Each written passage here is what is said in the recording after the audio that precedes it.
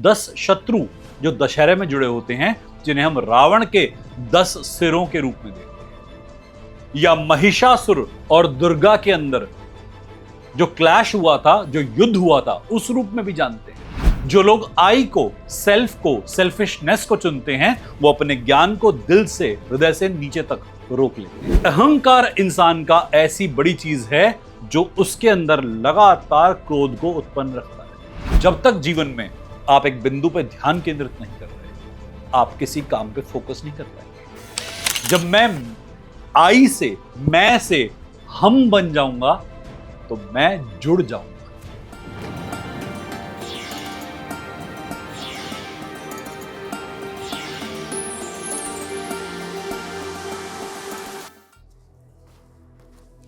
हर हर महादेव, जय श्री राम।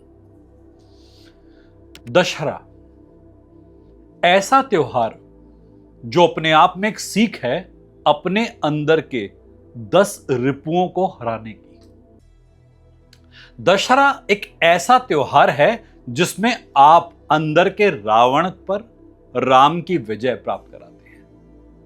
बाहर पुतला जलाने का त्योहार नहीं है, एक मेले का आनंद लेने का खाली त्योहार नहीं है। इस त्योहार में छुपा है जीवन का एक सार, एक सत्य।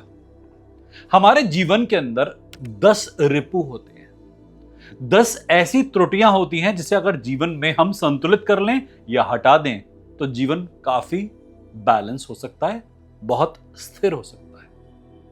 देखिए, कलयुग के अंदर यह मुश्किल है कि आप अपने अंदर के रिपु पर या अंदर के शत्रु पर पूरी तरह से विजय प्राप्त कर पाए। यह कहने में बड़ा सिंपल लगता है कि मेडिटेशन से आप अपने अंदर के आई को, अहम को जीत सकते हैं, पर कलयुग का बहुत बड़ा हथियार भी है अहम, अगर सही समय पर सही तरीके से इस्तेमाल किया जाए। यह 10 रिपु जिसका नाम दशहरा के साथ जुड़ा है, 10 शत्रु जो दशहरे में जुड़े होते हैं, जिन्हें हम रावण के 10 सिरों के रूप में देखते हैं, या महिषासुर और दुर्गा के अंदर जो क्लैश हुआ था, जो युद्ध हुआ था, उस रूप में भी जानते हैं कि 10 दिन युद्ध चला, 9 दिन तक लगातार और 10वें दिन विजय। 10 विद्याओं की प्राप्ति का भी काल है ये, 10 महाविद्याओं की साधना का काल भी है ये। तो आप हर एक विद्या के साथ अपने हर एक रिपु पर विजय प्राप्त करते हैं। ऐसा कहा जाता है रावण परम ज्ञानी था, पर ज्ञान जो होता है ना इंसान के अंदर, अगर मैं तक रुक जाए, आई तक रुक जाए, तो अहम बनाता है। तभी रावण की सारी ऊर्जा नाभि तक उठ पाई, आगे जा ही नहीं पाई। रावण की सारी ऊर्जा नाभि में केंद्रित हो गई, वो दिल या यहां मस्तक तक, थर्ड आई तक नहीं पहुंच पाई। जब इंसान अहम को चुनता है तो वो अपने ज्ञान को हृदय से नीचे नीचे केंद्रित करता है। जो लोग आई को, सेल्फ को, सेल्फिशनेस को चुनते हैं, वो अपने ज्ञान को दिल से, हृदय से नीचे तक रोक लेते हैं।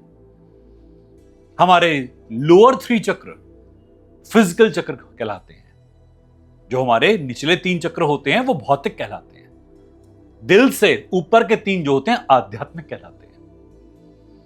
जो आध्यात्म को चुनता है वो यहां तक पहुंचे बगैर रहता नहीं है और यहां से भी ऊपर उठ जाता है।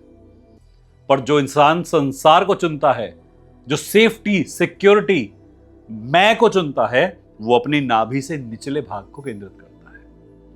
रावण की ऊर्जा भी सारी केंद्रित होकर मणिपुर चक्र पर आधारित हो गई थी, और उसी ऊर्जा ने उसकी मृत्यु का मार्ग खोला।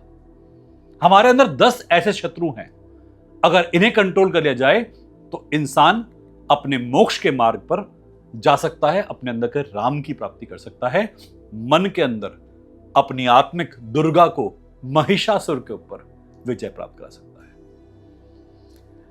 काम, जिसे हम लस्ट भी कहते हैं, काम भावना अच्छी है सांसारिकता प्राप्त करने के लिए एक लिमिट तक। आपने सब कुछ प्राप्त करना है और सब कुछ छोड़ना है, यदि यह भाव है तो बहुत सही है। पर केवल आपने प्राप्त करना है किसी और के आधार पर, प्राप्त करना है केवल भरने के लिए, और फिर उस प्राप्ति के साथ किसी और का कल्याण नहीं करना है, तो यह बहुत हानिकारक है। कामना यदि अंदर रह जाए तो हर वक्त भूख बना देती है इंसान के अंदर। जब कामना एक लेवल से ऊपर आती है तो उसकी प्राप्ति करने का मन करता है, लगातार मेंटेन करने का मन करता है, तब आता है क्रोध। जब कामना पूरी नहीं होती तो अंदर का पशु भड़कता है, अंदर का जानवर बार बार क्रोधी हो जाता है कि मुझे मिल क्यों नहीं रहा, मुझे चाहिए। और दूसरों को झुकाकर अपने को ऊंचा दिखाने में मजा आना शुरू होता है इंसान को, कि मैं तुम्हें हानि पहुंचा दूं और उसके बाद जो संतुष्टि मिलेगी क्या कहने। अहंकार इंसान का ऐसी बड़ी चीज है जो उसके अंदर लगातार क्रोध को उत्पन्न रखता है, और क्रोधी व्यक्ति अपना ही नाश करता है, किसी और का नहीं। क्रोध अच्छा है कब तक? जब तक सही तथ्य पे आए। क्रोध को यदि दिशा दें तो यह हमारा कॉन्फिडेंस बन सकता है, हमारी ढाल बन सकता है, हमारे कर्म के लिए हमें पावर दे सकता है। पर यदि इसकी दिशा गलत हो तो यह हमें और हमारे सभी रिश्तों को एक गलत दिशा में लेके जाएगा और सभी को हानि पहुंचाएगा। क्रोध के बाद लोभ, लालच। यदि आप अपना ही भला करना चाहते हैं और आपके बेनिफिट से किसी और का बेनिफिट नहीं है, लोभ है, लालच है। बेनिफिट कभी किसी एक का नहीं होता, ग्रोथ सबकी होती है। ऐसा कहा जाता है कि जो सत्पुरुष होते हैं उनके साथ उनके दोस्त और दुश्मन दोनों ग्रोथ करते हैं। यदि कोई उन्हें पसंद नहीं करता और उसे भी उन्होंने छू लिया, वो भी ग्रोथ करेगा। आपकी यदि लाभ की भावना, लोभ की भावना अपने तक ही सीमित है, नुकसानदायक है। यदि आपके साथ साथ सब चीज ग्रो कर रही है तब वो सही है। तो लोभ का अपने तक सीमित होना सही नहीं है। मोह, मोह जो है ये एक ऐसी चीज है कि ये प्रेम नहीं कहा जाता। लोग मोह को प्रेम से जोड़ लेते हैं कि मुझे बहुत मोह है, मुझे बहुत प्रेम है। मोह है इन्फैचुएशन। ये ऐसी रस्सी है जो आपने बांध रखी है कि तुम मेरे साथ बंधे हुए हो, तुम खुश हो या नहीं हो मुझे फर्क नहीं पड़ता, पर तुम मेरे साथ हो। चाहे मैं तुम्हारे लिए नुकसानदायक ही सही, चाहे मैं तुम्हारे लिए कितना भी गलत सही, पर तुम मेरे साथ बंधे हो तो बंधे रहो, तुम मेरे हो किसी भी कीमत पे। इसे मोह कहते हैं और यह इंसान की मति भ्रष्ट करता है। प्रेम यह होता है कि तुम मेरे रहो, मुझसे दूर रहो, कहीं भी रहो, पर खुश रहो, अपने आप में संपन्न रहो, कमजोर मत हो, कमजोर मत बनो। और मेरे प्यार का मतलब यह नहीं कि मैं तुम्हारे लिए बेड़ी हूं, बंधन हूं। मोह में केवल एक को मजा आ रहा होता है और पूरी तरह से तो उसे भी मजा नहीं आता। और जो इंसान मोह की बेड़ी में बंधा अपने आप को महसूस करता है, दूसरे को बांधता है, तो हमेशा वो जकड़ के रखना चाहता है हर रिश्ते को, और उसके कारण से सभी को कोई ना कोई दिक्कत रहती ही रहती है, घुटन रहती है। मोह के बाद है मद। जब हम किसी को झुका देते हैं, जब हम किसी के ऊपर अपना स्वामित्व, अपना आधिपत्य स्थापित कर देते हैं कि आप मेरे हो, मैंने जो कहा था आपने कर दिया। इसके बाद आता है मद। मद बहुत गलत स्थिति है, क्योंकि यहां पर आप किसी को कंट्रोल कर रहे हो, किसी को दबा रहे हो। रिश्ता वो होता है जहां दोनों बराबरी पे रहते हैं। हो सकता है किसी एक के पास ज्ञान या कुछ भी वस्तु, कोई भी एक चीज हो जो दूसरे ज्यादा हो, शेयर कर रहे हैं, बांट रहे हैं। मैं आपसे बांट रहा हूं, आप मुझसे बांट रहे हैं। कहीं कोई ऊंचा नहीं, कहीं कोई नीचा नहीं, दोनों का हक है दूसरे पर, एक दूसरे पर बराबरी का। यहां पर मद नहीं है, यहां पर एक रिस्पेक्ट है, एक आदर सम्मान है। पर मद कहां आता है कि तुम छोटे हो, झुक कर रहो। मैं तुम्हारे सामने क्यों झुकूं, यहां दोनों में मद है। और मद का जो खामियाजा होता है वो रिश्तों की कीमत पे चुकाना पड़ता है। मद वाले व्यक्ति के साथ में लोग नहीं जुड़ना चाहते, मद के बाद आता है बुद्धि। बुद्धिमता, बुद्धिमानी, मेधा अच्छे शब्द हैं, पर सही दिशा में हो तो। यदि आपकी बुद्धि केवल आपका ही बेनिफिट करती है और आपके आसपास किसी का भी बेनिफिट नहीं हो पा रहा, तो ये गलत है।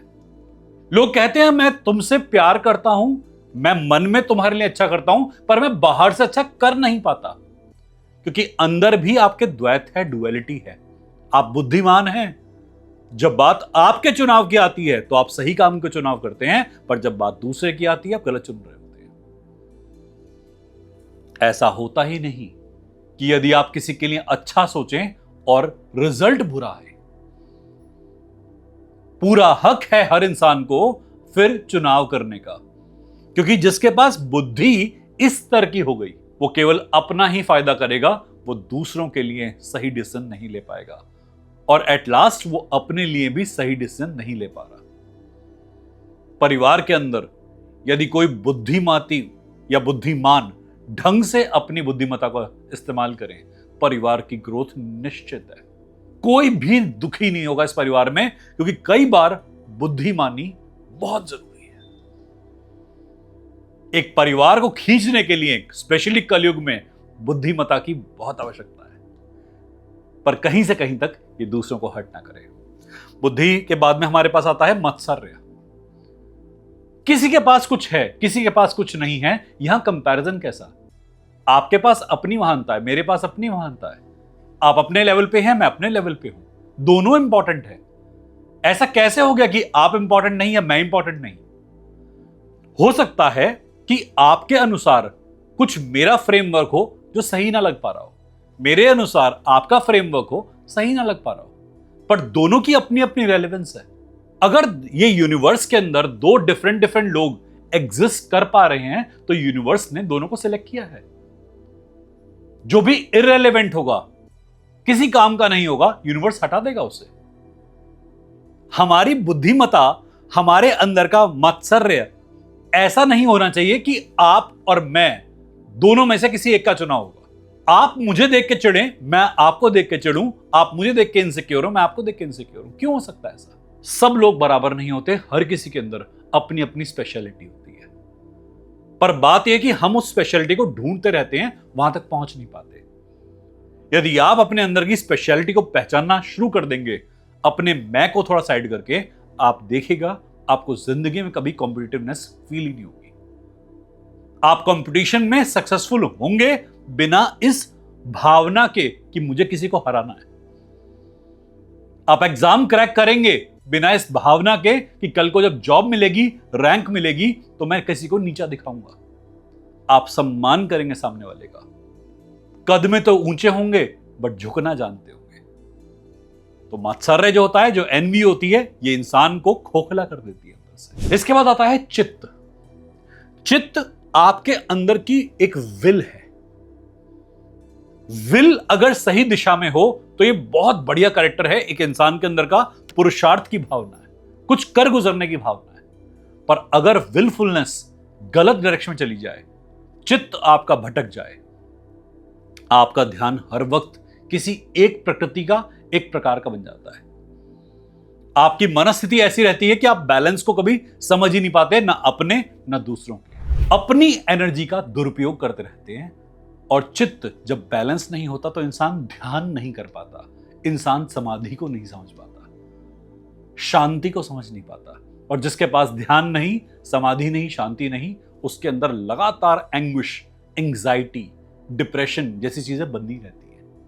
तो अपने चित्त को बैलेंस करना बहुत जरूरी है। चित्त के बाद आता है मनस। मनस आपके माइंड का एक फैक्टर है जहां पर आपके अंदर की लगातार सोच, समझ, ज्ञान, अज्ञान, ये सारी की सारी मथनी चलती रहती है। जब हम ध्यान करते हैं तो ध्यान करते वक्त कभी कभी एक स्टेट आती है जहां पर आपके सामने कुछ ना कुछ थॉट्स आ रही हैं, लगातार थॉट्स फेंका जा रहा है मनस आपका। कहीं कनेक्शन, कहीं डिस्कनेक्शन, कोई फ्लैश, कोई वीडियो, कोई आवाज, कोई महक, कुछ ना कुछ आ रहा है। चित्त के बाद मनस को शांत करना बहुत आवश्यक है यदि ध्यान करना चाहते हैं। जो लोग चित्त मनस को कंट्रोल करना सीख जाते हैं वो एक बिंदु पर ध्यान केंद्रित करना सीख जाते हैं। और जब तक जीवन में आप एक बिंदु पर ध्यान केंद्रित नहीं कर रहे, आप किसी काम पे फोकस नहीं कर पाएंगे। कर भी पाएंगे तो वो हिलता डुलता रहेगा। आज कर पा रहे हैं फोकस, कल फिर भटक जाएंगे। और इन सब के बाद आपके सेल्फ को जब आप मीट करने वाले होते हैं, अपने राम को जब आप मिलने वाले होते हैं, वहां खड़ा होता है अहंकार। ये वो 10वां सिर है रावण का जो सबसे विशाल होता है। मैं, मेरा, मुझसे, ये आई का फैक्टर जो वी फैक्टर से जुड़ जाता है। इंग्लिश का एक अल्फाबेट है VWE। जब मैं आई से, मैं से हम बन जाऊंगा तो मैं जुड़ जाऊंगा। व्यक्ति जीवन भर सही के साथ जुड़ नहीं पाता, कहीं भी जुड़ नहीं पाता, क्योंकि वो केवल मैं की भावना से कर सकता है। और जो लोग ग्रोथ करना जानते हैं वो आई से वी बन जाते हैं। वो केवल एक व्यक्ति नहीं है, वो पूरा का पूरा व्यक्तित्व बन जाता है। वो इंसान से सोच बन जाता है। अध्यात्म के अंदर आप केवल एक इंसान नहीं रहते, आप एक ऊर्जा बन जाते हैं। तो ये वी बनना है, वो वही इंसान का ऊर्जा में परिवर्तित होना है। ये दशहरा इन 10 सिरों को काटने का नाम है। और इन सिरों को काटने के लिए लगातार एड्रेस करना पड़ता है। बस इन्हें एड्रेस कीजिए, इनको देखिए।